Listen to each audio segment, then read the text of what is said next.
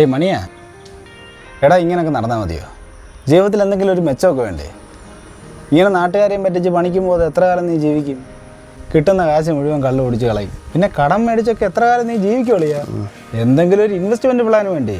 നീ ഒരു കാര്യം ചെയ്യും, നാളെ രാവിലെ വീട്ടിലോട്ട് വാ. എൻ്റെ കയ്യിൽ കുറച്ച് പുതിയ ഇൻവെസ്റ്റ്മെൻറ്റ് പ്ലാൻസ് ഉണ്ട്, നമുക്ക് അതിനെക്കുറിച്ച് ഡിസ്കസ് ചെയ്യാം. നിന്നെ ഇന്നിങ്ങനെ വിട്ടാൽ ശരിയാവത്തില്ല. നീ വല്ലതും കഴിച്ചായിരുന്നു? അല്ലെങ്കിൽ വാ, ഫുഡ് മേടിച്ചു തരാം, വാ ഇറങ്ങ്. ആ ചേട്ടാ, ഇല്ല ചേട്ടാ, ഇതൊന്നും എഴുതില്ലേ? 99 99 85 85 93 93 96 96 146 146. ആ 146. ആ എടാ ഈ ഫോൺ നമ്പർ തെറ്റാണല്ലോ, ഇതിൽ 11 നമ്പർ ഉണ്ടല്ലോ. ഫോൺ നമ്പര് പിന്നെ എടേ നീ രവിയുടെ ചായക്കടക്കെടുക്കുള്ള 10 പൈസയാണ് മര്യാദയ്ക്ക് കൊണ്ട് കൊടുക്കാൻ പറഞ്ഞു, അല്ലെങ്കിൽ അങ്ങനെ ആളെയും കൂട്ടി വീട്ടിൽ വരുമെന്ന്. ആ എന്നെ ഉപദേശിക്കാൻ നടക്കുന്നു.